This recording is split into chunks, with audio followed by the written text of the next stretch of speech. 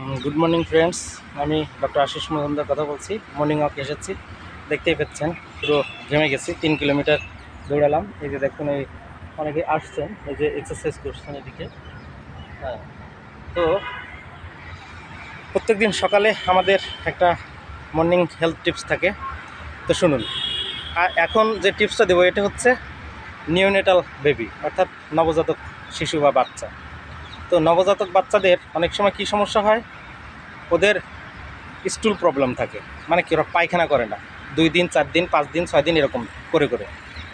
এখন অনেকে ভাবেন মায়ের দুধে আর কী বা আছে, ভাত তরি তরকারি এগুলোতে না স্টুল তৈরি হবে, কিন্তু মায়ের দুধে তো ওরকম 5 দিন 7 দিন পায়খানা না করলে কিছুই হয় না।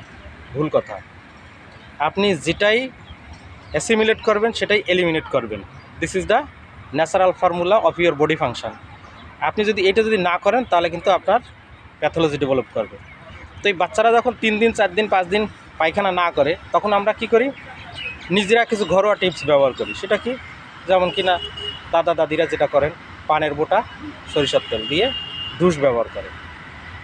এটা কিন্তু যন্ত্রণাদায়ক, জ্বালা পোড়া করে, এই জন্য কিন্তু সে পেট মোড়ায় তখন পায়খানা করার চেষ্টা করে। আর কি করেন, যদি আপনি ডাক্তারের কাছে যান, শিশু বিশেষজ্ঞের কাছে, উনি সব শুনে হয়তো পরীক্ষা নিরীক্ষা দিতে পারেন, নাও দিতে পারেন, কিন্তু মাস্ট সাপোজিটার দিবে আর এক সিরাপ দিবে।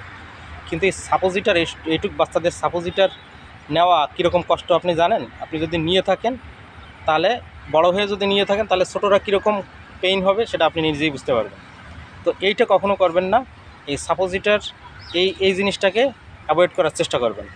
আপনার সহজ একটা সমাধান দিয়ে দিই, সেটা হচ্ছে কি, আপনার আশেপাশে যদি ভালো বিজ্ঞ কোনো রেজিস্টার্ড হোমিও ডাক্তার থাকে, তার কাছে যাবেন, আপনার বাচ্চাটিকে নিয়ে সব কিছু খুলে বলবেন, দেখবেন এমন সুন্দর ওষুধ দিবেন, 2 দিনের মধ্যেই আপনার স্টুল প্রবলেম চলে যাবে।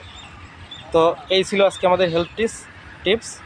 আর মাকে সবসময় সতর্ক থাকতে হবে, মায়ের পেটে যেন কনস্টিপেশন না থাকে, গ্যাস ফর্ম যেন না করে, সেই অনুযায়ী উনি একটু সতর্কভাবে খাওয়া দাওয়া মেনটেন করবেন।